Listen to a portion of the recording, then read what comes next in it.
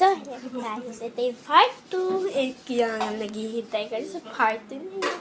Kasi ang hirap ko umalis kasi ako. Kaya nga naman may birthday kasi dito. Yung kagahapon. Pagod na pagod ako. Ngayon na nga ako ng kasi ito na yung nagawa ko kanina. Ayan, kakalabas ko lang. Ayan. So guys, ipakita ko sa'yo, hindi kasi maklaro ito. Ayan yung ito yung niya. Okay. Kung nakikinig kayo sa akin, pumunta kayo sa part 1 at kayo doon. Pag nakikinig kayo doon, sa'yo na yun.